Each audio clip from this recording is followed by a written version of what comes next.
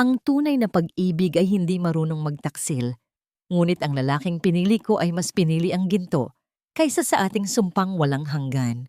Iyon ang huling pangungusap na umaling-awngaw sa isip ni Maricel habang nakatayo siya sa gilid ng isang malaking bulwagan. Hawak niya ang isang mamahaling puting sobre na may gintong tatak, ang imbitasyon sa ikalimang anibersaryo ng kasal ni Nathaniel at ng babaeng pinakasalan nito sa likod ng kanyang tiwala. 5 taon na ang nakalilipas nang mawala si Nathaniel. 5 taon na ipinagdasal niya sa loob ng malamig at tahimik na simbahan, lumuluhod hanggang sa mamaga ang kanyang mga tuhod, umaasang makita ang asawang buhay at uuwi sa kanilang maliit na tahanan. Ngunit ang katotohanan ay isang matalim na kutsilyong humiwa sa kanyang dibdib.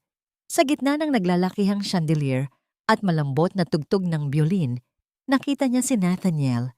Hindi ito ang Nathaniel na umalis na may dalang pag-asa, kundi isang lalaking nakasuot ng mamahaling tuksido, mukhang maayos ang buhok at amoy mamahaling pabango. Nakaluhod ito sa harap ng isang babaeng nakasuot ng puting bestida. Marahang hinahalikan ng kamay nito sa harap ng napakaraming bisita. "Huwag kang titingin, Mateo," bulong ni Maricel sa kanyang anak na nasa kanyang mga bisig na may lagnat at mahinang humihinga. Ngunit huli na ang lahat. Isang babaeng may edad na, si Ginang Chantal ang nakapansin sa kanila. Ang kanyang mga mata ay nanlilisik, tila nakakita ng isang dumi sa loob ng isang malinis na palasyo.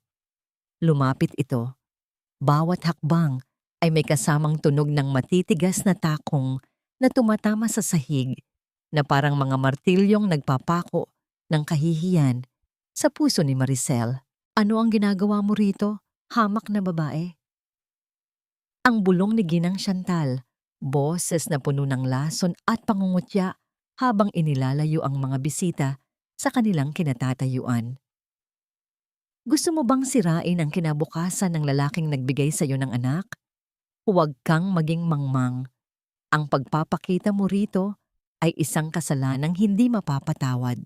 Kung ang anak mo ay naghihingalo, hindi mo ito masosolusyunan sa pamamagitan ng pagiging panggulo sa isang marangal na pamilya." Dahan-dahang nagbukas ang kanyang pitaka at naghagis ng isang makapal na rolyo ng pera sa paanan ni Maricel. "Kunin mo ito at lumayas ka.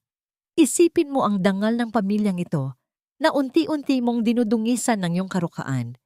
Kung ayaw mong makulong sa kasong tila pag-aabala at pagtatangkang manira ng reputasyon, maglaho ka na bago pa kita ipaarsto."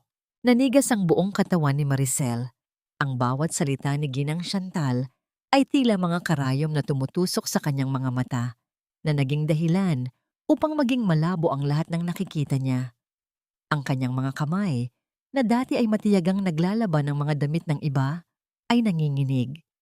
Binitawan niya ang hawak na payong na bumagsak sa sahig ng may malakas na tunog, ngunit walang nakapansin dahil sa ingay ng musika. Ramdam niya ang init ng katawan ni Mateo, ang kanyang anak na tila isang anghel na walang kamuwang-muwang sa kasamaang bumabalot sa kanila. Pinulot niya ang perang nakakalat sa sahig, hindi dahil sa sakim siya, kundi dahil kailangan ito ng kanyang anak upang mabuhay. Ang bawat pirasong papel na hawak niya ay tila sumasagisag sa pagbebenta ng kanyang dignidad. Tumingin siya kay Nathaniel sa huling pagkakataon. Nakita niya ang lalaking mahal niya, ngunit ang mga mata nito ay hindi tumitingin sa kanya.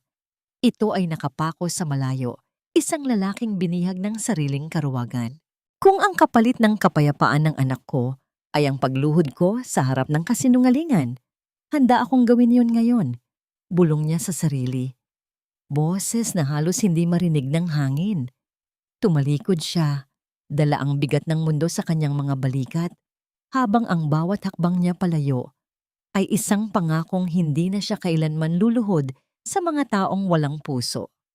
Sino pa ang matitirang kakampi sa isang mundong ang katotohanan ay itinuturing na dumi na dapat itapon? Ang bawat hakbang ni Maricel palabas ng marangyang mansyon ay tila paglalakad sa ibabaw ng nagbabagang uling. Ang lamig ng gabi ay humahalik sa kanyang balat. Ngunit mas matindi ang ginaw na nararamdaman niya sa kaibuturan ng kanyang puso. Mahigpit ang kanyang yakap kay Mateo na patuloy na umuungol sa lagnat. Ang perang hawak niya ay hindi nagbibigay ng ginhawa. Sa halip, ito ay nagsisilbing paalala ng kanyang pagkatalo, ng pagbebenta niya sa sariling dangal para sa gamot ng kanyang anak. Kinabukasan, ang munting tahanan ni Maricel na gawa sa retasong kahoy at yero ay tila naging bilangguan ng kanyang mga alaala. Bawat sulok ng silid ay may bakas ng masayang nakaraan nila ni Nathaniel. Ang maliit na mesa kung saan sila madalas kumain, ang lumang kabinet kung saan nakatago ang mga damit na hindi na magagamit. Sa bawat pagtingin niya sa mga gamit na yon, tila may humahampas na martilyo sa kanyang sentido. Ang sakit ay hindi lamang pisikal. Ito ay isang uri ng pait na kumakalat sa kanyang sistema. Ginagawang mapait ang bawat hangin na kanyang nilalanghap. Sa gitna ng kanyang paghihinagpis, isang kumatok sa pintong yero ang nagpabalik sa kanya sa realidad. Pagbukas niya, tumambad ang mukha ni Aling Nena, ang matandang kapitbahay na laging may bitbit na kaunting pagkain. Ang mga mata ng matanda ay puno ng pag-aalala. Tila nababasa ang sugat na pilit niyang itinatago. Maricel, anak, huwag mong hayaang kainin ka ng pait. Malambot na wika ni Aling Nena habang inilalapag ang isang mangkok ng lugaw. Ang buhay ay parang gulong. Ngayon ay nasa ilalim ka. Ngunit darating ang oras na ang gulong ay iikot pa itaas. Hindi sumagot si Maricel. Tumingin lang siya sa labas, sa mga taong nagmamadaling pumasok sa trabaho, sa mga sasakyang dumadaan na tila walang pakialam sa gumuho niyang mundo. Ang pait ay nagsisimula ng magbago ng anyo. Hindi na lamang ito pag-iyak, kundi isang matigas na desisyon na namumuo sa kanyang isipan. Hindi na siya maaaring manatiling biktima. Ang paghihirap ni Mateo ay hindi dapat maging dahilan para siya ay maging sunod-sunuran sa mga taong ang tingin sa kanila ay basura. Habang pinapakain niya si Mateo, isang hindi inaasahang tawag ang pumasok sa kanyang lumang telepono. Isang numero na hindi rehistrado. Nang sagutin niya ito, isang boses ng babae ang nagwika sa kabilang linya. Malamig, profesional at pamilyar. Ito ay ang sekretary ng kumpanya ni Ginang Chantal. Maricel, may posisyon na bukas sa aming maintenance department. Kung gusto mong magkaroon ng tuloy-tuloy na pambayad sa ospital ng anak mo, mag-report ka bukas ng maaga. Huwag kang magkakamali. Dahil ito na ang huling pagkakataon na ibibigay namin sa iyo. Ibinaba ng babae ang telepono bago pa siya makasagot. Napahinga ng malalim si Maricel. Ang bawat hibla ng kanyang pagkatao ay tumatanggi. Ang pumasok sa lungga ng taong nagpalayas sa kanya. Ang magtrabaho para sa babaeng naghagis ng pera sa kanyang mukha. Ngunit nang tumingin siya sa maputlang mukha ni Mateo, alam niyang wala siyang karapatang maging marangya. Ang galit ay dapat maging armas. At ang trabahong ito ang magiging daan niya upang makapasok sa loob ng kanilang mundo. Kinabukasan, sa harap ng napakalaking gusali ng kumpanya, tumayo si Maricel. Ang kanyang suot ay luma. Ngunit ang kanyang tindig ay may bago ng determinasyon. Hindi siya papasok doon bilang isang alipin na magsusumamo. Papasok siya doon bilang isang taong may lihim na misyon. Ang alamin kung paano gumuho ang kanyang pamilya at kung paano niya ito babawiin kahit pa ang kapalit nito ay ang kanyang sariling kaluluwa. Ngunit habang naglalakad siya patungo sa pintuan, hindi niya napansin ang isang itim na sasakyan na huminto sa di kalayuan. Sa loob ng sasakyan, isang pares ng mata ang nakamasid sa kanya nang may halong takot at pagsisisi.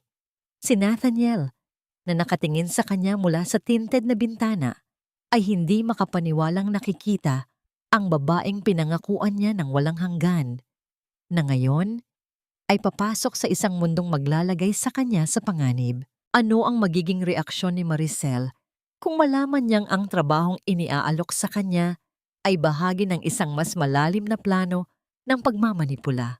Ang loob ng gusali ng kumpanya ni Ginang Chantal ay tila isang ibang mundo. Malamig ang hangin, amoy mamahaling floor wax at kape, at bawat taong dumadaan ay nakasuot ng mga damit na mukhang hindi pa nakatikim ng dumi ng kalsada. Si Maricel, bitbit ang kanyang gamit sa paglilinis, ay tila isang anino na hindi dapat makita. Ang bawat yapak ng kanyang sapatos na gawa sa murang goma ay lumilikha ng tunog na tila hindi nababagay sa kinang ng sahig na marmol. Huwag kang titingin sa mata ng kahit sino. Ang matalim na bili ng supervisor nang ipasa sa kanya ang mga gamit. Dito, ang trabaho mo ay maging invisible.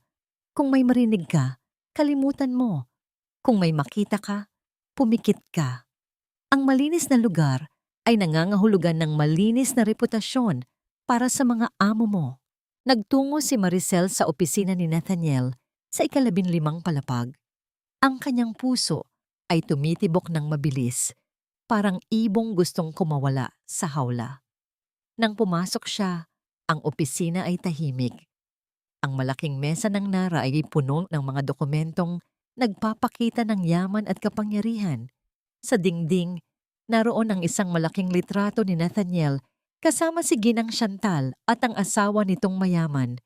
Tila isang masayang pamilya na binuo sa ibabaw ng mga guho ng kanyang sariling buhay. Habang nagpupunas ng mesa, hindi sinasadyang nahulog ang isang pluma na nasa gilid nito.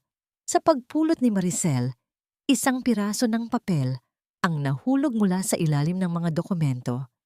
Ito ay isang resibo ng pagbabayad sa isang pribadong ospital.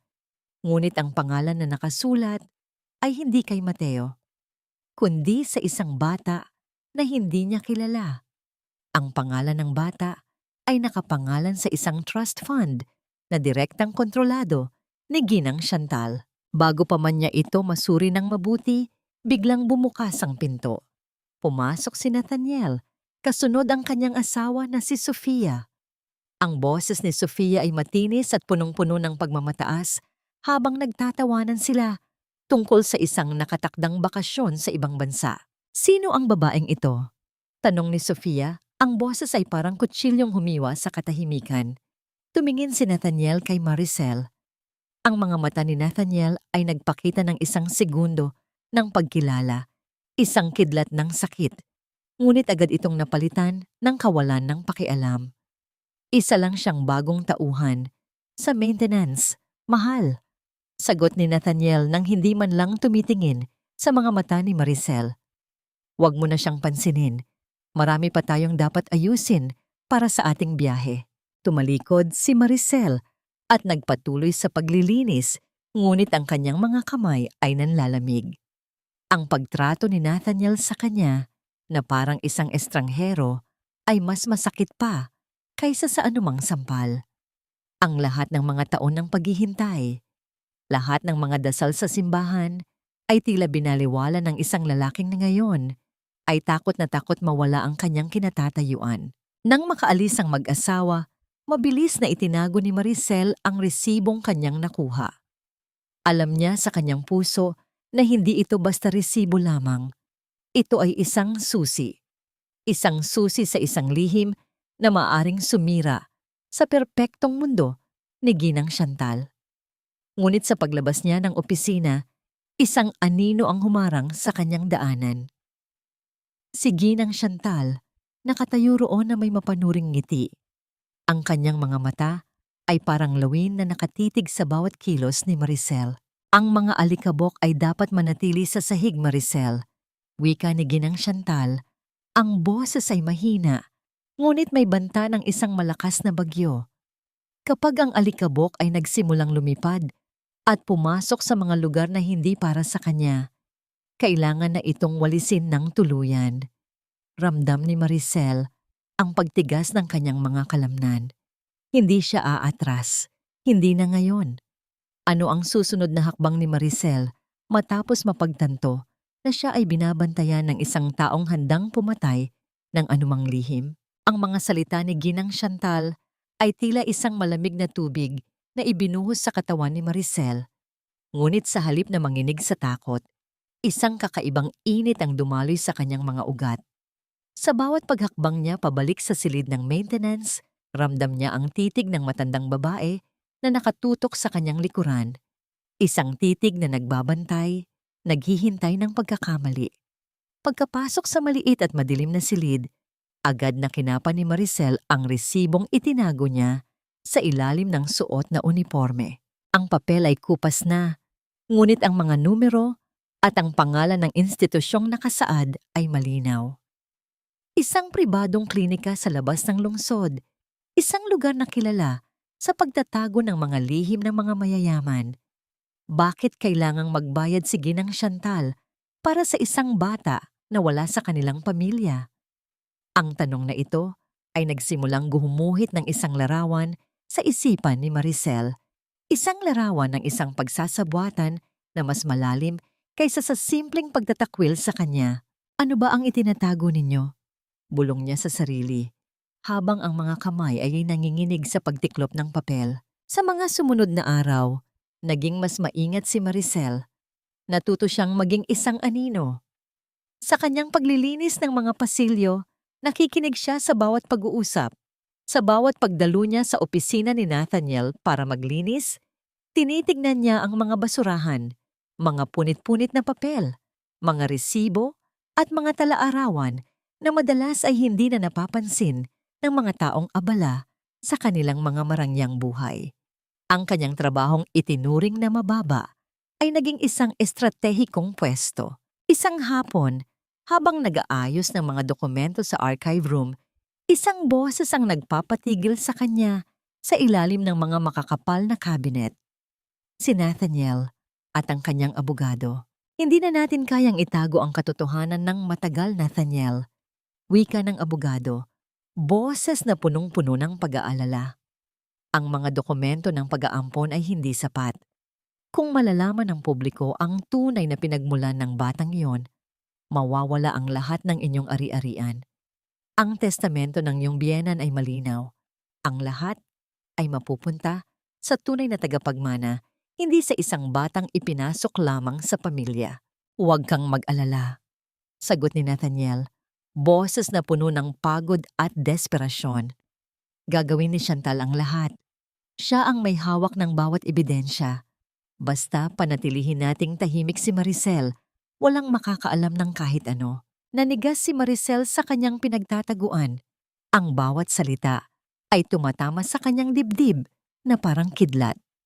Ang anak na ipinapakilala ni Nathaniel at Sofia ay hindi pala tunay na tagapagmana. Ito ay bahagi ng isang malaking pandaraya para makuha ang yaman ng pamilya. Asawa ni Nathaniel at ang pinakamasakit sa lahat, ginagamit nila ang katahimikan ni Maricel bilang proteksyon. Habang palabas siya sa archive room, hindi niya namalayan ang pagtulo ng isang luha. Hindi ito luha ng pagdurusa, kundi luha ng pagkamuhi. Ang lalaking minahal niya, ang lalaking pinag-alayan niya ng 5 taon ng paghihintay, ay bahagi ng isang kriminal na organisasyon na ang tanging layunin ay kasakiman. Paglabas niya ng gusali, sinalubong siya ng ulan. Ang malamig na patak ng tubig ay humahalo sa kanyang mga luha. Sa di kalayuan, nakita niya si Mateo, ang kanyang anak, na naghihintay sa kanya sa ilalim ng isang sirang payong, mukhang pagod at gutom. Sa sandaling iyon, ang lahat ng pag-aalangan ni Maricel ay naglaho. Hindi na lang ito para sa kanya. Ito ay para sa kinabukasan ng kanyang anak. Ang lihim na hawak niya ay hindi lamang isang papel. Ito ay isang bomba na handa niyang pasabugin. Ngunit habang naglalakad siya pauwi, isang itim na van ang huminto sa kanyang gilid. 2 lalaking nakasuot ng itim ang bumaba. Ang kanilang mga mukha ay walang emosyon at ang kanilang mga mata ay nakatuon sa kanya. Ang panganib na kanina pa niya nararamdaman ay narito na, sa harap mismo ng kanyang mga mata. Paano ililigtas ni Maricel ang kanyang anak kung ang mga taong makapangyarihan ay nagsisimula na siyang tugisin? Sa gitna ng malakas na buhos ng ulan, ang mga anino ng 2 lalaki ay tila humahaba, tila mga kamay na gustong sumaklot sa kanyang kalayaan. Ramdam ni Maricel ang pagbilis ng tibok ng kanyang puso. Hindi dahil sa takot, kundi dahil sa matinding protektadong instinto para sa kanyang anak. Mabilis niyang hinila si Mateo. Ang maliit na katawan ng bata ay nanginginig sa ginaw at mabilis silang pumasok sa isang makipot at madilim na eskinita. "Huwag kang lilingon, Mateo. Tumakbo lang tayo," bulong ni Maricel. Ang kanyang boses ay nanginginig, ngunit puno ng awtoridad. Ang eskinita ay puno ng mga basurang nagkalat. Ang amoy ng kanal ay humahalo sa amoy ng basang lupa. Ngunit hindi na yon mahalaga sa kanya. Ang tanging mahalaga ay ang layuan ng mga lalaking sumusunod sa kanila. Dinig niya ang mga mabibigat na yabag ng mga lalaki sa likuran. Ang tunog ng kanilang mga sapatos na tumatama sa mga naiwanang bote at lata sa daan. Ang bawat hakbang ni Maricel ay parang isang pakikipagkarera sa kamatayan. Sa dulo ng eskinita, isang maliit na tindahan na may nakabukas na bintana ang nagsilbing kanlungan. Hindi nagdalawang isip si Maricel. Pumasok siya doon, humihingal, at agad na itinago si Mateo sa ilalim ng isang makapal na telang nakatakip sa mga paninda. Pagkatapos, mabilis siyang nagtago sa likod ng isang malaking cabinet. Pinipigilan ang kanyang paghinga hanggang sa maging masakit na ang kanyang dibdib. Lumipas ang ilang sandali na tila mga oras. Dinig niya ang paghinto ng mga yabag sa tapat ng tindahan. Isang boses, malalim at puno ng banta, ang umalingaw-ngaw sa labas. "Sigurado ka bang dito sila pumasok? Wala akong nakitang kahit anong anino." "Maghanap pa tayo." Hindi pwedeng makalabas ang babaeng iyon, dala ang ebidensyang hawak niya. Kapag nalaman ni Ginang Chantal na may nakita na siya, lagot tayo pare-pareho. Ang mga salitang iyon ay nagkumpirma sa hinala ni Maricel. Hindi sila simpleng mga magnanakaw. Sila ay mga tauhan ni Ginang Chantal. Ang resibong hawak niya ay mas mapanganib kaysa sa inaasahan niya. Hindi lang ito basta dokumento.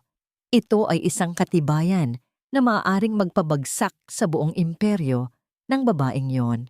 Pagkalipas ng ilang minuto na tila walang katapusan, ang mga yabag ay unti-unting lumayo. Nang masiguro niyang wala na ang mga lalaki, lumabas si Maricel mula sa kanyang pinagtataguan. Ang kanyang mga kamay ay nanginginig pa rin, ngunit ang kanyang mga mata ay nananatiling matalim. Nilapitan niya si Mateo, na ngayon ay tahimik na nakatingin sa kanya. Ang mga mata ng bata ay puno ng pagtataka at takot. "Ayos lang tayo, anak," sabi niya, sabay halik sa noo nito. Sa gabing iyon, hindi siya nakauwi sa kanilang bahay. Alam niyang hindi na ito ligtas. Sa halip, nagtungo siya sa simbahan kung saan siya madalas manalangin. Ang simbahan ay tahimik, ang liwanag ng mga kandila ay nagbibigay ng kakaibang kapayapaan sa gitna ng kanyang kaguluhan. Doon, sa harap ng altar, inilabas niya ang resibong nakatago sa loob ng kanyang damit. Tumingala siya sa krus, hindi para humingi ng awa, kundi para humingi ng lakas. Ang paglalakbay niya ay nagsisimula pa lamang. Hindi na siya ang babaeng nagmamakaawa para sa kaunting barya. Siya na ngayon ang taong hawak ang susi sa pagkawasak ng mga taong nagtangkang yurakan ang kanyang dangal. Ngunit sa kanyang pagtayo, isang figura ang lumabas mula sa dilim ng altar. Si Manang Elena, ang matandang tagapangalaga ng simbahan, ay nakatayo roon. Ang kanyang mukha ay puno ng pag-unawa. "Alam ko ang dala mo, Maricel," wika ng matanda. Boses na tila isang bulong ng hangin. Ang katotohanan ay isang malakas na sandata, ngunit kailangan mo ng gabay para hindi ka masugatan ng sarili mong hawak. May malalim na lihim bang ibabahagi si Manang Elena na makakatulong kay Maricel sa kanyang paglalakbay? Ang mga kandila sa loob ng simbahan ay unti-unting nauupos. Naglalabas ng manipis na usok na humahalo sa amoy ng insenso. Si Manang Elena, na nakasuot ng kupas na itim na bestida, ay dahan-dahang lumapit kay Maricel. Sa mga mata ng matanda ay may nakatagong karunungan na tila hinubog ng mahabang panahon ng paghihirap at pagmamasid sa mundong puno ng pagkukunwari. Hindi aksidente ang pagpunta mo rito, Maricel. Wika ng matanda habang itinuturo ang isang lumang upuan sa tabi ng kumpisalan. Matagal ko nang binabantayan ang mga Chantal. Hindi sila ang unang pamilya na winasak nila. Ako ang dating naging yaya ng tunay na anak ng asawa ni Ginang Chantal. Ang batang pilit nilang itinatago sa mundo. Nanlaki ang mga mata ni Maricel. Ang resibong hawak niya ay tila uminit sa kanyang palad. Anong ibig mong sabihin, Manang? Ang bata. Ang batang ipinapakita nila kay Nathaniel, hindi siya ang tunay na tagapagmana? Tumango si Manang Elena. Ang kanyang muka ay nababalot ng lungkot. Ang tunay na anak ay ipinadala nila sa isang malayo at liblib na probinsya, pinabayaan at kinalimutan, para lamang makuha ni Ginang Chantal ang buong kontrol sa ari-arian. Ang batang kasama ni Nathaniel ngayon ay anak ng isang malapit na kamag-anak na ginamit lang nila para sa kanilang plano. Lahat ng ito ay nakatala sa isang tala-arawan na naiwan sa akin ng ina ng bata bago siya pumanaw. Inilabas ni Manang Elena ang isang maliit na kwadernong balot ng lumang tela. Ito ang nawawalang piraso ng puzzle na matagal nang hinahanap ni Maricel. Ang bawat pahina ay naglalaman ng mga petsa, pangalan, at mga pirma ng mga taong sangkot sa malawakang pandaraya. Ito ang ebidensyang magpapabagsak sa imperyo ni Chantal. Bakit mo ito ibinibigay sa akin? Tanong ni Maricel. Ang kanyang boses ay nanginginig sa matinding emosyon. Bakit mo ako pinagkakatiwalaan? Dahil ikaw ang taong may sapat na dahilan para lumaban, sagot ni Manang Elena. Ang pagmamahal mo sa anak mong si Mateo ang magsisilbing lakas mo. Huwag mong hayaang kainin ka ng takot. Ang hustisya ay hindi ibinibigay, ito ay ipinaglalaban. Sa gabing iyon, sa loob ng katahimikan ng simbahan, hindi lamang impormasyon ang nakuha ni Maricel. Nakuha niya ang isang bagong layunin. Ang kanyang galit ay naging isang matalas na estratehiya. Alam na niya ngayon na ang laban ay hindi lamang para sa kanyang asawa, kundi para sa isang batang biktima ng kasakiman. Paglabas ni Maricel sa simbahan, dala-dala ang tala-arawan. Ramdam niya ang isang pagbabago sa kanyang pagkatao. Ang bawat anino sa paligid ay hindi na nagpaparamdam sa kanya ng takot. Sa halip, ito ay nagpapaalala sa kanya na siya ay may kapangyarihan. Ngunit sa kanyang paglalakad, patungo sa kanyang pansamantalang matutuluyan, isang pamilyar na boses ang pumigil sa kanya, si Nathaniel. Nakatayo ito sa ilalim ng isang pundidong poste ng ilaw, mukhang hinihingal at bakas sa mukha ang matinding pag-aalala. Maricel, huwag kang magpatuloy. Pakiusap ni Nathaniel. Ang boses ay puno ng takot. Hindi mo alam ang ginagawa mo. Kapag nalaman nilang may hawak kang ebidensya, hindi lang ikaw ang mapapahamak, pati si Mateo. Hayaan mo na lang ako ang umayos nito.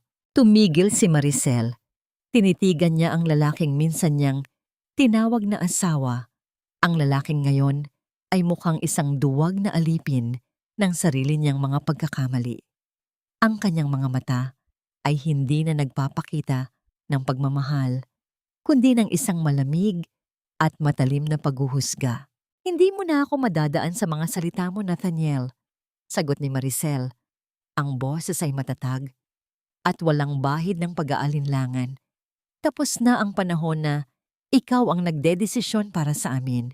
Mula ngayon, ako na ang hahawak sa ating kapalaran.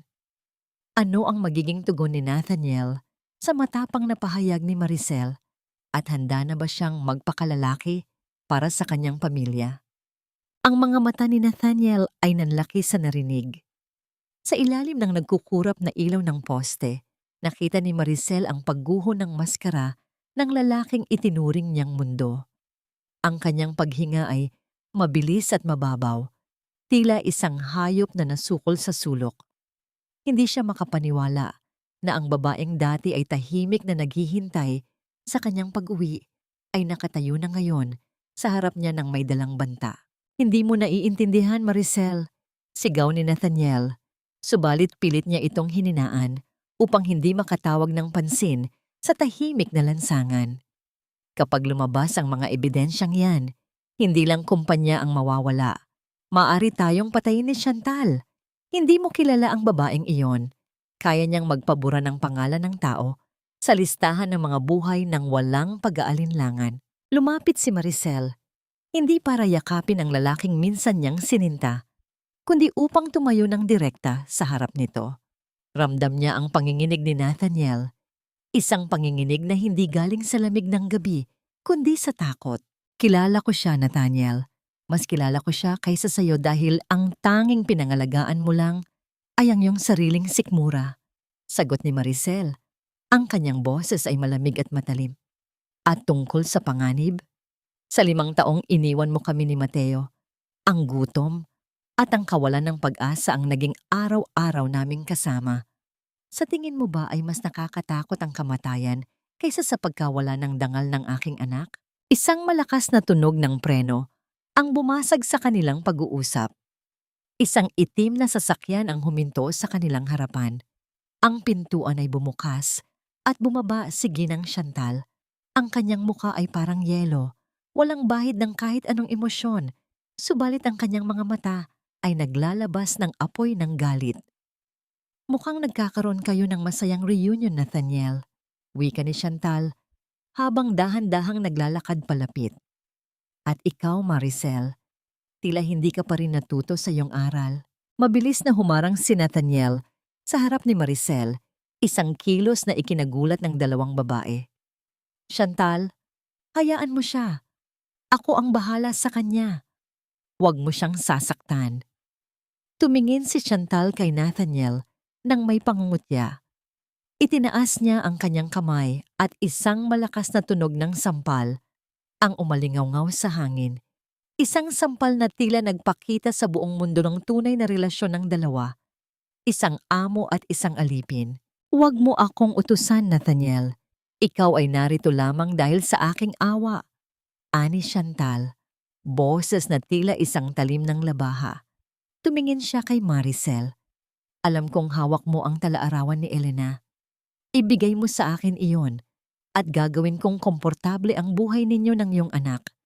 Ipagpapatuloy ko ang pagbabayad sa pagpapaospital kay Mateo. Pero kung hindi, huwag kang magtataka kung isang araw magising ka na lang na wala nang natitira sa inyong dalawa. Nanatiling tahimik si Maricel, mahigpit ang hawak niya sa loob ng kanyang damit kung saan nakatago ang talaarawan.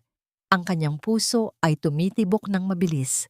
Ang takot ay naroon, ngunit mas matindi ang puot na kanyang nararamdaman. Tumingin siya kay Nathaniel na ngayon ay nakayuko, isang larawan ng ganap na pagkatalo. Hindi mo mabibili ang katotohanan, Ginang Chantal. Sagot ni Maricel, ang kanyang mga mata ay diretso sa mga mata ng babae. At sa pagkakataong ito, hindi lang ako ang lalaban. Marami nang nakakaalam ng inyong mga kasalanan. Isang mabilis na paggalaw, hinila ni Maricel ang kanyang sarili at mabilis na tumakbo palayo sa dilim ng eskinita. Hindi na niya hinintay ang anumang sasabihin pa ni Chantal. Ang bawat hakbang niya ay puno ng determinasyon. Alam niyang ito na ang hudyat ng digmaan. Habang tumatakbo, narinig niya ang boses ni Nathaniel na sumisigaw sa kanyang pangalan, ngunit hindi na siya lumingon pa. Ang tulay sa pagitan ng nakaraan at kasalukuyan ay nasunog na. Ano ang susunod na hakbang ni Maricel ngayong alam na ng kaaway na siya ang may hawak ng ebidensya at paano niya ipagtatanggol ang kanyang sarili sa labas ng mundong kinokontrol ng mga Chantal? Ang pagtakbo ni Maricel ay tila isang paglipad sa gitna ng kadiliman. Ang kanyang baga ay tila nagbabaga sa bawat paghinga at ang bawat kalamnan sa kanyang mga binti ay nanginginig sa pagod. Hindi siya tumigil hanggang sa marating niya ang isang maliit na lodging house na malayo sa mata ng mga tao. Doon, sa loob ng isang silid na amoy luma at amag, mabilis niyang inilabas ang talaarawan ni Elena. Hindi na ito panahon para sa pagtatago. Kailangan na niyang gumawa ng kopya at ikalat ang katotohanan. Ngunit nang subukan niyang buksan ang kanyang telepono para makipag-ugnayan sa isang kaibigang reporter, isang malamig na katotohanan ang bumungad sa kanya. Ang signal ng kanyang cellphone ay patay at may mga mensaheng nagbabantang ang bawat galaw niya ay sinusundan. Ang imperyo ni Chantal ay hindi lamang may pera. Sila ay may mga mata sa bawat sulok ng lungsod. Habang nag-iisip, isang marang katok ang dumating sa pintuan. Hindi ito katok ng isang kaaway, kundi isang maingat at ritmikong tunog na tila isang hudyat. Pagbukas ni Maricel ng pinto, tumambad sa kanya ang isang pamilyar na mukha. Ang abogado na dati niyang narinig na nakikipag-usap kay Nathaniel. "Maricel, huwag kang mabahala," wika ng lalaki habang nagmamadaling pumasok sa silid. "Ako ang abogado ng pamilya ng batang tunay na tagapagmana. Matagal na naming hinahanap ang talaarawang iyan. Alam namin ang lahat ng ginawa ni Chantal, ngunit wala kaming sapat na ebidensya para idiin siya sa harap ng korte." Tinitigan siya ni Maricel ng may pag-aalinlangan. Sa mundong ito, sino ang mapagkakatiwalaan? "Bakit ko ibibigay ito sa iyo? Paano ko masisiguro na hindi ka rin bayad ni Chantal? Tingnan mo ang iyong bulsa," sagot ng abogado habang ipinapakita ang kanyang sariling ID. "Hindi ako nandito para sa pera. Nandito ako para sa hustisya. Kung mananatili sa iyo ang talaarawan, ikaw at si Mateo ang unang mamamatay. Ibigay mo sa akin ito at sisiguraduhin kong sa loob ng 12 oras, ang buong katotohanan ay malalaman ng publiko sa pamamagitan ng media." Habang nag-uusap sila, narinig ni Maricel ang tunog ng mga gulong ng sasakyan na huminto sa labas ng gusali. Hindi lang isa, marami. Ang kanyang puso ay tumibok ng malakas. Natuntun siya ng mga tauhan ni Chantal. "Wala na tayong oras," sigaw ng abogado. "Ibigay mo na ang talaarawan." Sa pagkakataong yon, nagkaroon ng matinding tunggalian sa isip ni Maricel. Ang pagbibigay ng ebidensya ay ang tanging paraan para mabigyan ng hustisya ang mga biktima. Ngunit ito rin ang nangangahulugang pagkawala ng kanyang tanging proteksyon laban sa mga Chantal. Tumingin siya sa natutulog na si Mateo sa tabi ng kama. Ang mukha nito ay payapa, walang kamalay-malay sa panganib na nakapaligid sa kanila. "Ito," wika ni Maricel, sabay abot sa talaarawan. "Ngunit may isa akong kondisyon. Kailangang mailayo ninyo si Mateo sa lungsod na ito ngayong gabi rin." Tinanggap ng abogado ang talaarawan ng may matinding paggalang. "Pangako, Maricel, ang iyong anak ay ligtas na." Pagkaalis ng abogado sa pamamagitan ng fire exit, narinig ni Maricel ang pagpintig ng mga pintuan sa pasilyo. Ang mga mabibigat na yabag ng mga tauhan ni Chantal ay papalapit na. Wala na siyang hawak na ebidensya, wala na siyang panangga. Ang tanging natitira na lang sa kanya ay ang kanyang tapang. Pagbukas ng pinto ng silid, bumungad ang dalawang lalaking nakaitim.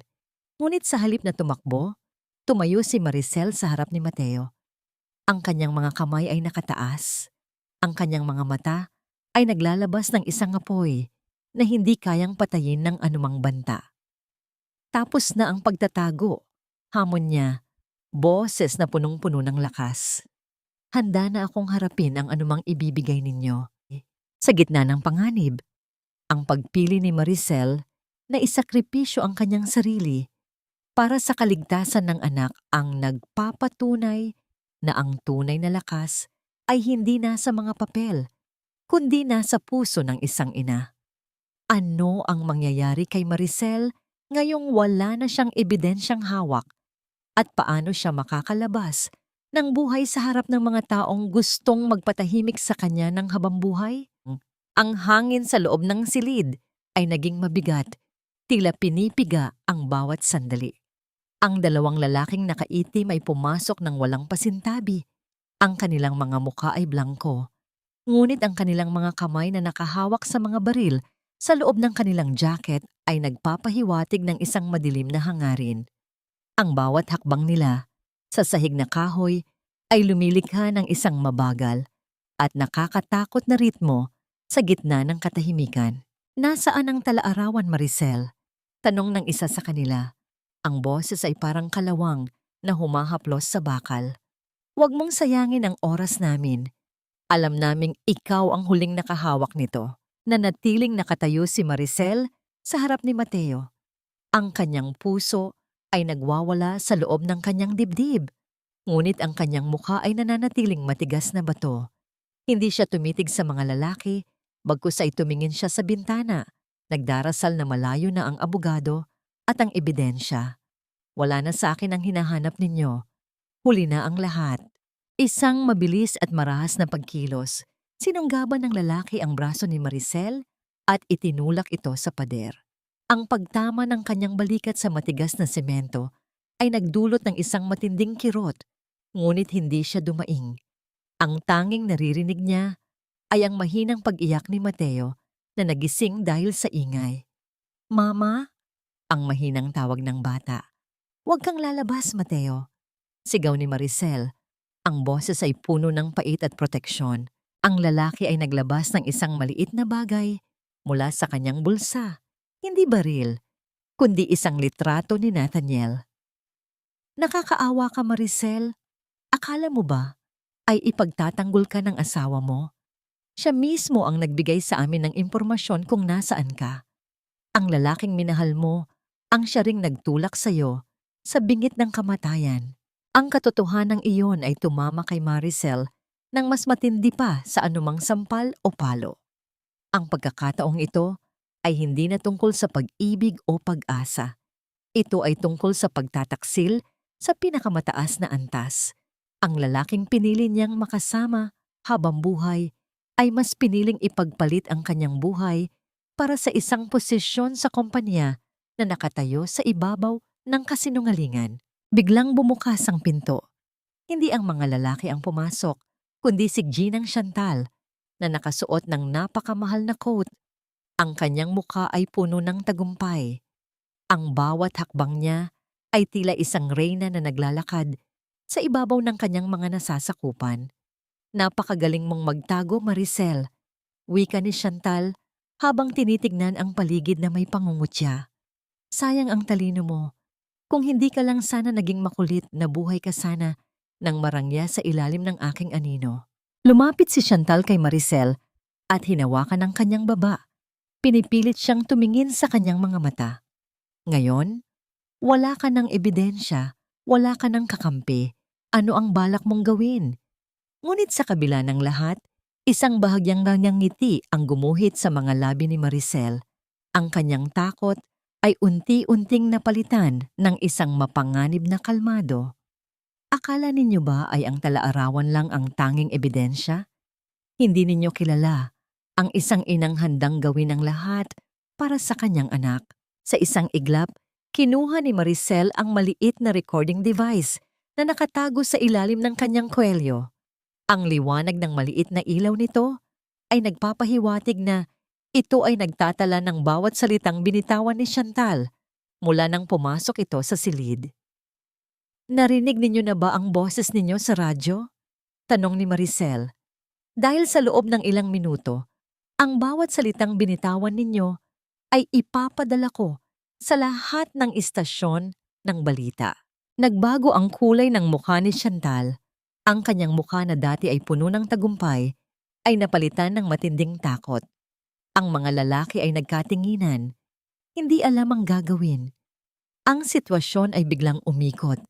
Ang nangangaso ay siya na ngayong hinuhuli. Paano tatakas si Chantal mula sa sarili niyang mga salita na ngayon ay magiging mitya ng kanyang tuluyang pagbagsak? Ang katahimikan sa loob ng silid ay naging nakabibingi. Ang tanging naririnig lamang ay ang mabigat na paghinga ni Ginang Chantal at ng kanyang mga tauhan na tila mga estatwang biglang nawalan ng buhay. Ang maliit na recording device sa kamay ni Maricel ay tila isang kanyon na nakatutok sa puso ng kanilang imperyo. Ang bawat pangungusap na binitawan ni Chantal kanina, ang pag-amin sa panloloko, ang pagbabanta, at ang pagpapatunay sa kanyang mga krimen ay nakaukit na ngayon sa memorya ng aparatong iyon. Ipatigil mo yan! Sigaw ni Chantal. Ang kanyang boses ay hindi na matinis at matapang, kundi puno ng matinding panginginig. Ang kanyang mga kamay, na dati ay may hawak ng kapangyarihan, ay nagsisimulang manginig. Bakit? Sagot ni Maricel, ang boses ay kalmado, ngunit may talim. Natatakot ka na bang marinig ng buong mundo kung gaano kababa ang uri ng taong nasa likod ng iyong magarang pangalan? Ang iyong dangal, ang iyong kayamanan, at ang iyong pagkatao. Lahat ng ito ay nakadepende sa kung gaano kabilis kong maia-upload ang file na ito. Ang isa sa mga tauhan ni Chantal ay sumugod kay Maricel upang agawin ang recorder, ngunit bago pa man ito makalapit, isang malakas na tunog ng sirena ng pulisya ang umalingaw-ngaw sa labas ng gusali. Ang bawat kulay pula at asul na ilaw ay sumasayaw sa mga bintana ng silid na nagbibigay ng mas nakakatakot na atmosfera. Ang abogado ni Maricel, kasama ang ilang mga opisyal ng batas, ay pumasok sa silid.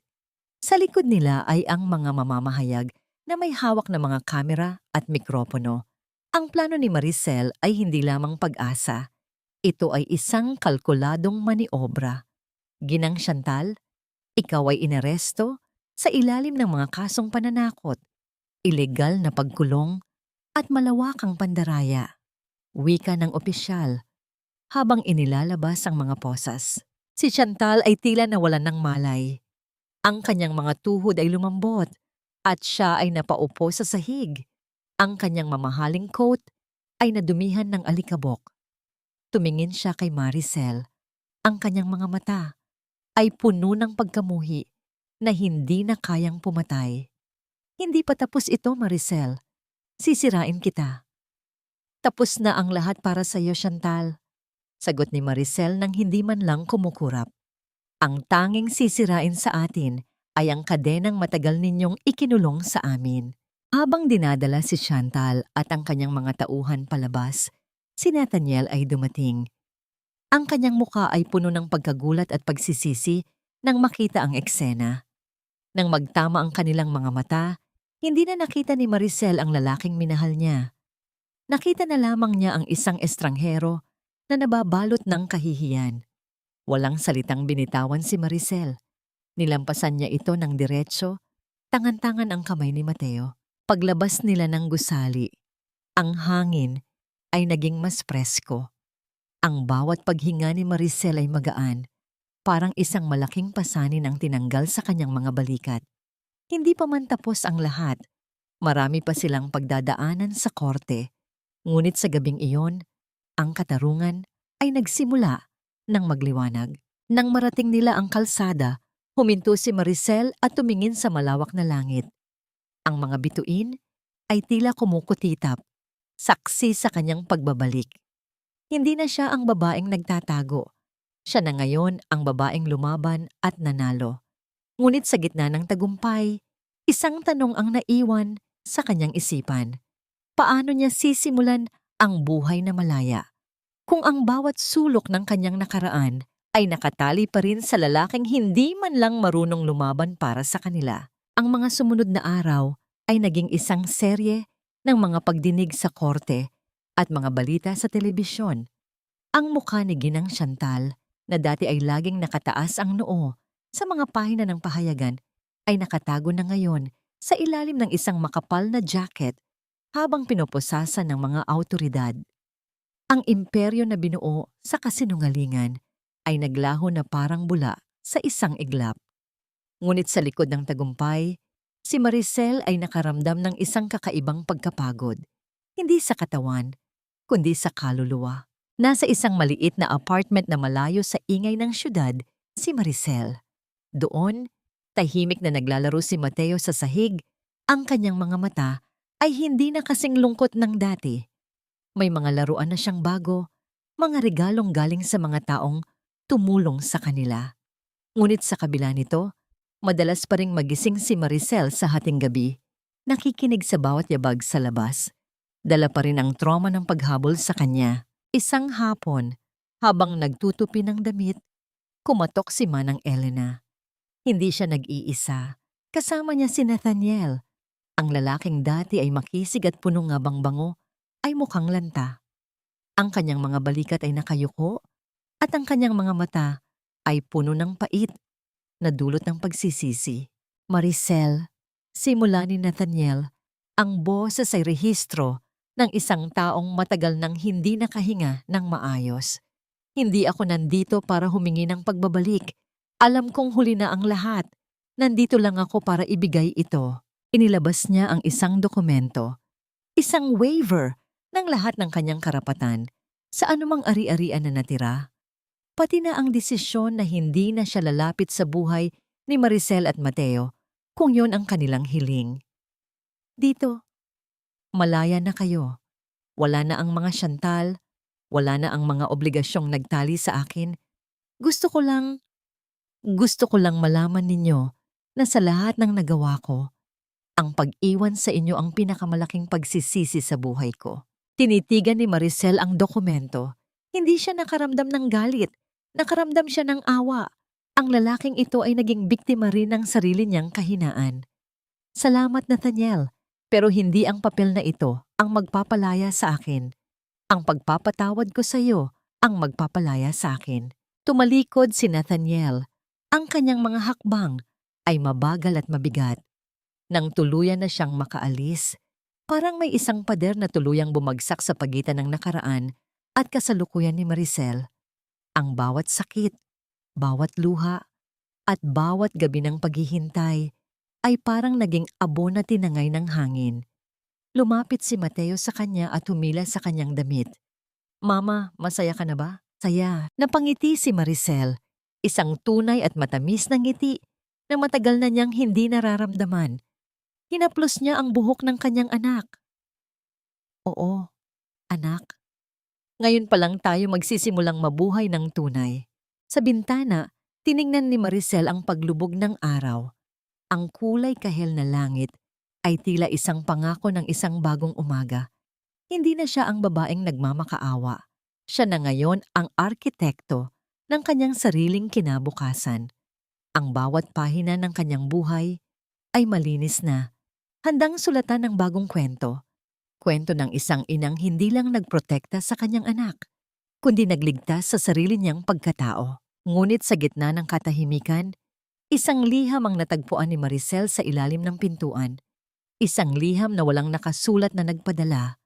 Ngunit ang nilalaman ay tila nagbabadya ng isang bagong pagsubok. Ano ang nilalaman ng mahiwagang liham na ito? At handa na ba siyang harapin ng bagong yugto ng kanyang buhay? Dahan-dahang pinulot ni Maricel ang liham. Ang papel ay manipis at madilaw na. Tila matagal nang itinago sa loob ng isang kahon na hindi nasisinagan ng araw. Walang pangalan sa labas. Tanging ang kanyang pangalan lamang na nakasulat sa isang sulat kamay na hindi niya pamilyar. Ngunit may kung anong pamilyaridad sa bawat kurba ng mga letra. Pagbukas niya, ang kanyang mga mata ay sumunod sa bawat salita. Ito ay hindi banta. Ito ay isang pagtatapat. Ang liham ay galing sa ina ni Nathaniel, ang babaeng akala niyang matagal na pumanaw bago pa sila magkakilala. Ang mga letra ay puno ng pagsisisi at paghingi ng tawad para sa mga kasalanang hindi niya ginawa. Ngunit pinasan niya sa loob ng mahabang panahon. Maricel, kung nababasa mo ito, marahil ay wala na ako sa mundong ito, ang simula ng liham. Itinago ko ang katotohanan tungkol sa pinagmulan ni Nathaniel. Hindi siya basta anak ng isang mahirap na pamilya, tulad ng ipinaniwala niya sa iyo. Siya ay may dugong nananalaytay sa isang pamilyang ang pangalan ay sumisimbolo sa kapangyarihan na matagal nang pinag-aagawan. Ang mga Chantal ay hindi lamang basta negosyante.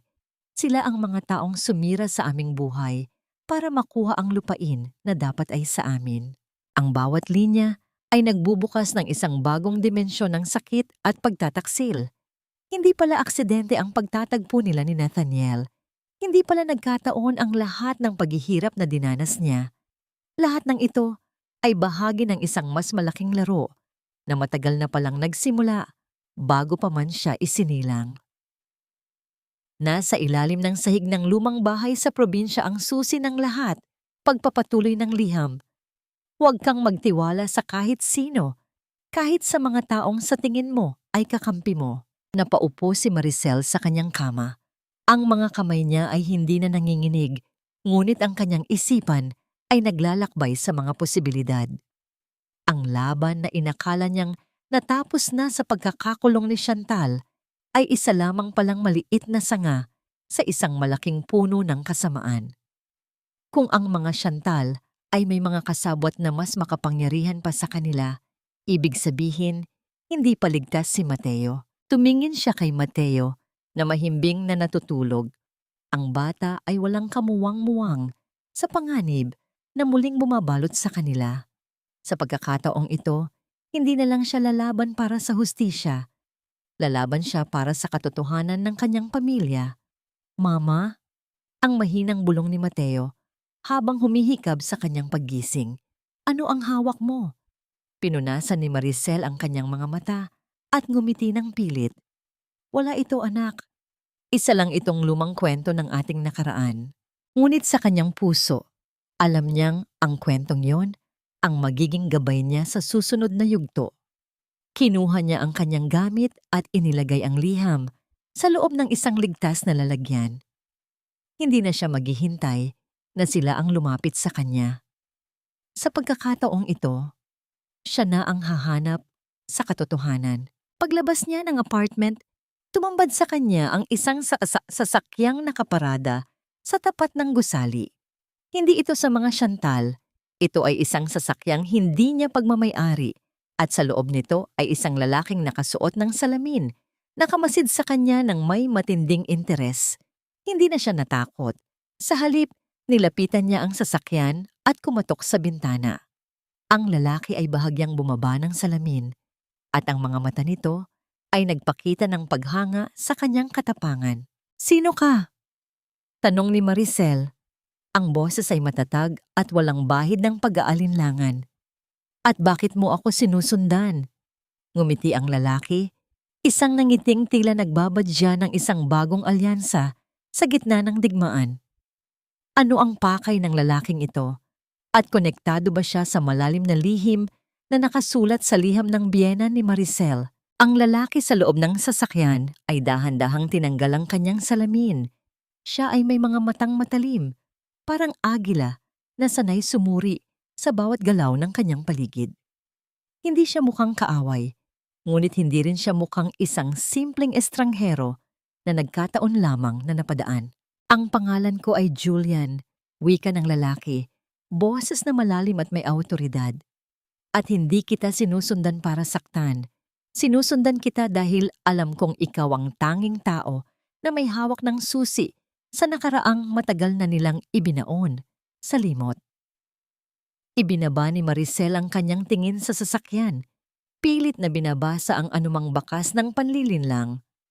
Ang liham na nakuha ko. Alam mo ang tungkol dito? Tumango si Julian. Ang biyena ni Nathaniel ay isang babaeng may matapang na kalooban. Itinago niya ang liham na iyan para sa oras na maging handa ka na. Alam niyang darating ang araw na ang mga Chantal ay hindi na sapat na kalaban. May mas malalim pa silang kinakatawan. Isang grupo ng mga taong ang negosyo ay ang pagwasak sa buhay ng mga taong walang laban. Ibinigay ni Julian ang isang folder sa kanya. Sa loob nito ay mga litrato at dokumento na nagpapatunay sa koneksyon ng mga Chantal sa isang mas malaking sindikato na sangkot sa pagbawi ng mga lupain sa probinsya. Ang mga lupang tinutukoy sa liham ay hindi lamang basta lupa. Ang mga ito ay may nakatagong yaman na naging sanhi ng pagkamatay ng maraming pamilya, kabilang ang mga magulang ni Nathaniel. Bakit mo ito ginagawa? Tanong ni Maricel. Ano ang makukuha mo sa pagsasama sa akin? Ang katarungan para sa aking pamilya. Sagot ni Julian nang may pait sa kanyang mga mata. Sila rin ang sumira sa amin. Hindi ka nag-iisa, Maricel. Sa mundong ito, kailangan ng isang inang tulad mo na handang magsakripisyo para sa katotohanan. Hindi sumagot si Maricel. Tumingin siya kay Mateo na naghihintay sa gilid ng bangketa.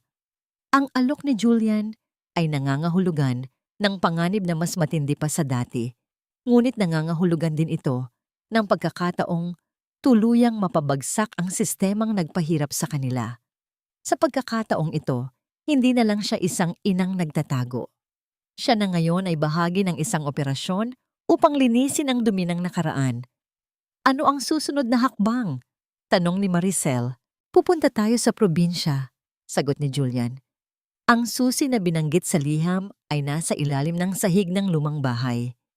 Kailangan nating makuha iyon bago pa malaman ng mga natitirang tauhan ng mga Chantal na buhay pa ang ebidensya. Habang sumasakay si Maricel sa kotse, naramdaman niya ang isang kakaibang lakas. Hindi na siya ang babaeng luluha sa harap ng mga taong mapang-api. Siya ay naging isang mandirigma. Habang papalayo ang sasakyan sa lungsod, tumingin siya sa bintana. Tinitignan ang mga gusaling dati ay kinatatakutan niya. Sa kabilang banda, sa loob ng kulungan, si Ginang Chantal ay nakatanggap ng isang mensahe sa pamamagitan ng kanyang abogadong bumisita sa kanya. Ang mensahe ay maikli, ngunit sapat na para magdulot ng matinding takot sa babaeng dati ay walang kinatatakutan. Maricel, huwag kang magkamali. Bulong ni Chantal sa kanyang sarili habang ang kanyang mga kamay ay mahigpit na nakakuyom sa ilalim ng mesa. Hindi mo alam ang nilalaro mo. Sa paglalakbay patungo sa probinsya, ang panganib ay naghihintay sa bawat liko ng daan, ngunit si Maricel ay handa na. Ang bawat kilometro na kanilang tinatahak ay naglalapit sa kanya sa katotohanang matagal na nagnakaw sa kanyang kapayapaan. Ano ang madadatnan nila sa lumang bahay sa probinsya? At paano kung ang mga kalabang naghihintay doon ay mas malupit pa sa mga Chantal? Ang paglalakbay patungo sa probinsya ay isang paglalayag sa nakalimutang panahon. Ang mga kalsadang dati ay sementado at maingay ay napalitan ng mga mabatong daan na dikit sa mga gilid ng bangin, kung saan ang tanging maririnig ay ang sipol ng hangin sa mga puno ng niyog at ang lagaslas ng malalayong talon. Si Mateo, napagod sa mahabang biyahe, ay nakasandal sa balikat ni Maricel at mahimbing na natutulog. Sa bawat paghinto ng sasakyan, tumitingin si Julian sa paligid. Ang kanyang mga mata ay hindi mapakali. Tila may hinahanap na palatandaan sa bawat anino. Malapit na tayo, wika ni Julian habang ipinaparada ang sasakyan sa isang nakatagong bahagi ng kagubatan. Kailangan nating maglakad mula rito. Ang lumang bahay ay nasa tuktok ng burol, malayo sa paningin ng kahit sino. Naglakad sila sa gitna ng makapal na damuhan. Ang bawat hakbang ni Maricel ay maingat. Ang kanyang pandama ay nakatutok sa bawat kaluskos ng mga dahon. Nang marating nila ang tuktok, tumambad sa kanila ang isang lumang bahay na gawa sa matigas na kahoy. Ang bawat bahagi nito ay kinain na ng panahon. Ang mga bintana ay nakasara ng mahigpit at ang mga paligid nito ay napalilibutan ng mga ligaw na halaman. Dito, bulong ni Julian, habang itinuturo ang sahig sa loob ng sala. Gamit ang isang bareta, maingat na inangat ni Julian ang isa sa mga tabla ng sahig. Sa ilalim nito ay isang maliit na lalagyan na gawa sa bakal. Kalawangin na, ngunit matibay pa rin. Dahan-dahang binuksan ni Maricel ang lalagyan. Sa loob nito ay hindi lamang mga dokumento, kundi isang singsing na may kakaibang tatak at isang listahan ng mga pangalan ng mga opisyal ng gobyerno, mga negosyante, at ang mismong pirma ng ama ni Ginang Chantal. Ang listahang ito ang dahilan kung bakit nila pinatay ang mga magulang ni Nathaniel.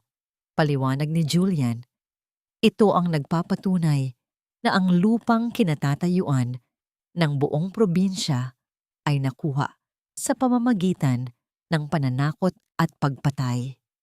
Ngunit bago pa man lubusang maunawaan ni Maricel ang bigat ng kanyang hawak, isang tunog ng pagkak ng baril ang umalingaw-ngaw mula sa labas ng pintuan. Hindi sila nag-iisa. Iwanan ninyo ang lalagyan na yan at huwag kayong gagalaw. Isang boses na pamilyar ang narinig nila.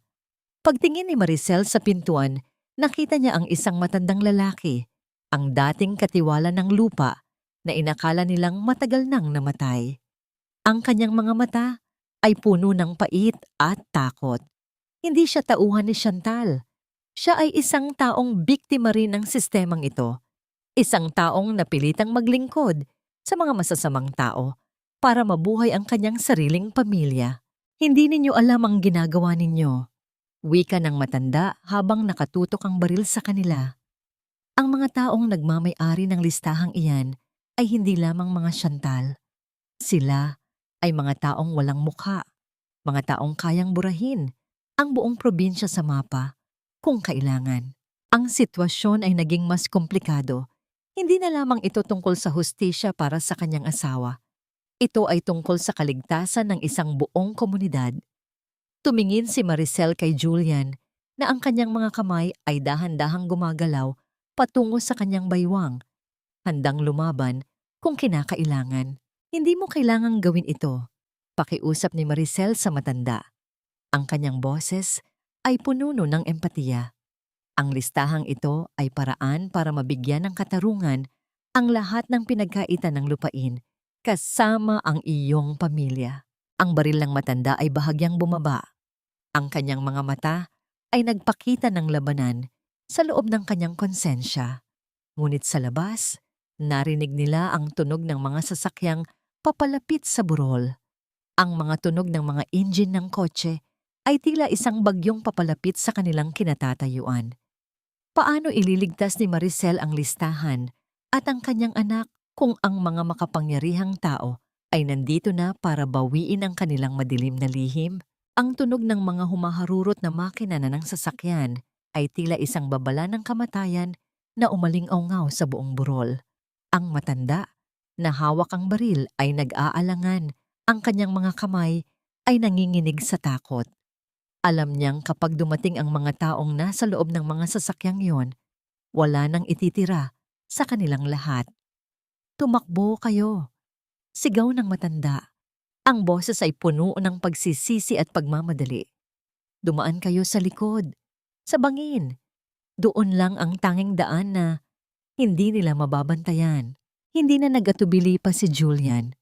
Mabilis niyang hinila si Maricel at si Mateo patungo sa likurang bahagi ng lumang bahay habang ang mga tauhan ng sindikato ay nagsisimula nang bumaba sa kanilang mga sasakyan. Ang mga putok ng baril ay nagsimulang pumutok. Tumatama sa mga kahoy na pader ng bahay, naglalabas ng mga tilamsik ng kahoy sa hangin. Ang bawat putok ay parang isang martilyong nagpapabilis ng tibok ng puso ni Maricel. Sa gitna ng kaguluhan, narinig nila ang isang malakas na sigaw mula sa matanda bago ito tuluyang napatahimik ng sunod-sunod na putok ng baril. Ang kanyang sakripisyo ay nagbigay sa kanila ng sapat na oras para makalayo. Dito, sigaw ni Julian habang ipinapasok sila sa isang makipot na lagusan sa gilid ng bangin. Ang landas ay mapanganib, puno ng mga matatalim na bato at madulas na lupa dahil sa hamog ng kagubatan.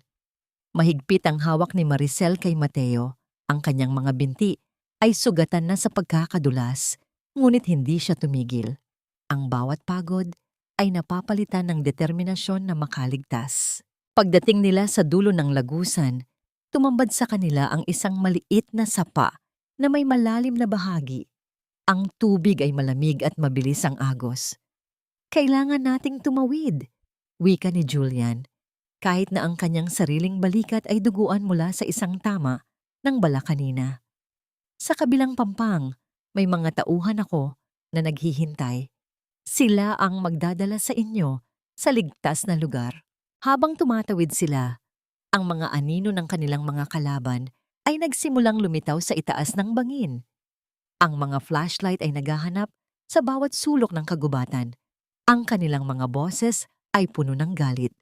Ang panganib ay hindi pa tapos.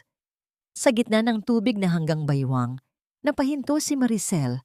Naramdaman niya ang pagkapit ni Mateo sa kanyang leeg, ang mainit na hininga ng bata na tila isang paalala kung bakit siya kailangang lumaban. Julian, kung sakaling hindi ako makatawid, panimula ni Maricel. Ngunit agad siyang pinutol ni Julian. Makakatawid tayo. Lahat tayo. Ang listahang hawak mo ang magbabago sa kasaysayan ng lugar na ito. Huwag mong hahayaang mamatay ang katarungan dahil sa takot. Sa huling pagkakataon, lumingon si Maricel sa pinanggalingan nila. Ang bahay sa tuktok ng burol ay nagsisimula ng masunog. Ang apoy ay tila isang higanteng halimaw na nilalamon ang lahat ng ebidensya ng nakaraan. Alam ni Maricel na hindi na siya babalik sa dati. Ang babaeng naging biktima ay tuluyan ng namatay sa apoy na yon. At ang babaeng nakatayo sa gitna ng sapa ay isang bagong pagkatao. Isang taong handang harapin ang hustisya. Sa kabilang pampang, natatanaw na nila ang anino ng mga sasakyan ng mga kakampi ni Julian. Ang pag-asa ay malapit na, ngunit ang mga putok ng baril sa likuran nila ay hindi pa rin humihinto. Ang huling yugto ng kanilang pagtakas ay nakasalalay sa isang matapang na pagtalon patungo sa kalayaan. Paano magtatapos ang paghabol na ito at matatagpuan ba nila ang kaligtasan sa kamay ng mga taong naghihintay sa kabilang pampang? Ang kabilang pampang ay hindi lamang nagdala ng kaligtasan, kundi ng isang panibagong simula. Ang mga tauhan ni Julian ay mabilis na nag-alok ng tulong, naglatag ng mga makakapal na kumot at pagkaing nagbigay ng kaunting init sa kanilang mga nanlalamig na katawan. Sa loob ng sasakyan na mabilis na lumalayo sa bundok, tinitigan ni Maricel ang listahang hawak, ang katotohanang binuwis ng buhay ng maraming tao. Ang listahang yun ay hindi na lamang papel. Ito ay ang boses ng mga biktima na sa wakas ay maririnig na. Pagkalipas ng ilang araw, ang bansa ay nayanig. Ang bawat pahayagan, bawat istasyon ng radyo, at bawat social media platform ay puno ng mga pangalan mula sa listahan. Ang imperyo ng mga Chantal ay tuluyang gumuho, hindi lamang dahil sa mga ebidensya, kundi dahil sa pagkakabunyag ng kanilang koneksyon sa malawak na sindikato na matagal nang nagpahirap sa bayan. Ang mga opisyal na sangkot ay isa-isang sinampahan ng kaso, at ang mga lupain ay unti-unting ibinabalik sa mga tunay na may-ari. Sa loob ng korte, nakita ni Maricel si Ginang Chantal. Wala na ang mamahaling alahas at ang mapanuring tingin nito. Ang babaeng dati ay kinatatakutan ng lahat ay mukhang matanda na at talunan. Nang magtama ang kanilang mga mata, wala nang galit sa puso ni Maricel, tanging awa na lamang para sa isang kaluluwang kinain ng kasakiman. Hindi na niya kailangan ng paghihiganti. Ang makita ang pagbagsak ng masamang sistema ay sapat na. Naging maayos na rin ang kalagayan ni Mateo. Ang mga gastusin sa ospital ay hindi na naging problema dahil sa suportang natanggap nila mula sa mga organisasyong binuo ng mga biktima ng sindikato. Ang dating masakit at mahinang bata ay naglalaro na ngayon ng malaya sa ilalim ng araw. Isang hapon, habang naglalakad si Maricel sa tabing dagat, naramdaman niya ang presensya ni Julian sa kanyang tabi. Ang lalaking nagsilbing gabay at kakampi sa gitna ng bagyo ay may bitbit ng ngiti na bihira niyang ipakita. Tapos na ang laban, Maricel, wika ni Julian. Malaya na kayo. Salamat sa lahat, Julian. Kung hindi dahil sa'yo, baka hanggang ngayon ay nagtatago pa rin ako. Tugon ni Maricel. Pero hindi ko pa rin alam kung paano sisimulan ng bukas nang wala ang nakaraan na kumakapit pa rin sa akin. Ang nakaraan ay aral, hindi bilangguan. Payo ni Julian. Ang bukas ay sayo na. Isulat mo ito nang ayon sa gusto mo. Pagkaalis ni Julian, humarap si Maricel sa dagat. Ang malawak na asul na tubig ay tila kumakatawan sa kanyang bagong buhay, malalim, mapayapa, at puno ng mga posibilidad. Naramdaman na niya ang yakap ni Mateo sa kanyang binti. Tumingin siya sa kanyang anak, ang kanyang pinakamalaking tagumpay. Hindi na siya ang babaeng nagdurusa sa dilim. Siya na ngayon ang liwanag na nagtataboy sa bagyo. Ang bawat alon na humahalik sa dalampasigan ay tila isang paalala na ang lahat ng sakit ay lumipas na. Ang pahina ng kanyang nakaraan ay sarado na at ang panibagong kabanata ay puno ng pag-asa. Maricel, ang inang naging mandirigma, ay natagpuan na ang kanyang sariling kaligayahan, hindi sa yaman, hindi sa kapangyarihan, kundi sa simpleng kalayaan ng isang buhay na tunay na kanya. Habang papalubog ang araw, naglakad sila ni Mateo palayo sa dalampasigan. Ang kanilang mga anino ay humahaba sa ilalim ng ginintuang liwanag. Ang bagyo ay humupa na at ang bawat hakbang nila ay patungo sa isang kinabukasan na puno ng kapayapaan.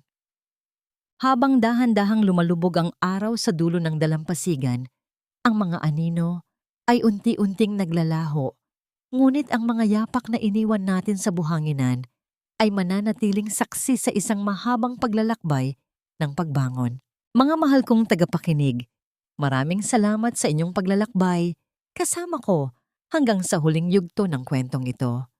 Alam kong hindi naging madali ang bawat sandali, lalo na noong mga oras na si Maricel ay nanginginig sa loob ng madilim na silid habang hawak ang katotohanang muntik nang pumatay sa kanya. Iyon ang tagpong hindi ko malilimutan. Ang sandaling na pagtanto ko na ang pinakamatinding laban ng isang ina ay hindi laban sa ibang tao, kundi laban sa sarili niyang takot na baka hindi siya sapat. Ang kwentong ito ay hango sa mga totoong buhay na nakita at nadama ko. Isang pagsasama ng mga luha at tagumpay na binuo natin sa bawat pahina ng ating pagmumuni-muni. Sa inyong palagay, kung kayo ang nasa kalagayan ni Maricel, mapapatawad niyo pa rin ba ng buong buo ang taong nagdulot ng ganoong kalaking sugat sa inyong buhay? O mas pipiliin ninyong kalimutan na lang ang lahat bilang bahagi ng inyong nakaraan? Nasaan man kayo ngayon habang nagluluto, naglilinis ng bahay, o nagpapahinga pagkatapos ng mahabang araw, sana ay maramdaman ninyo ang yakap ng kwentong ito. Huwag ninyong kalimutang ibahagi ang inyong mga saloobin o kahit ang sarili ninyong karanasan sa comment section.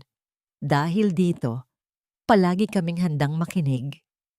Kung naging bahagi man kami ng inyong araw, isang simple at taos-pusong like at share ay sapat na para maabot din natin ang ibang pusong nangangailangan ng liwanag. Sana ay manatili kayong matatag, maging mapayapa sa inyong pagpili at patuloy na mamuhay ayon sa inyong sariling liwanag. Mag-iingat kayong lahat.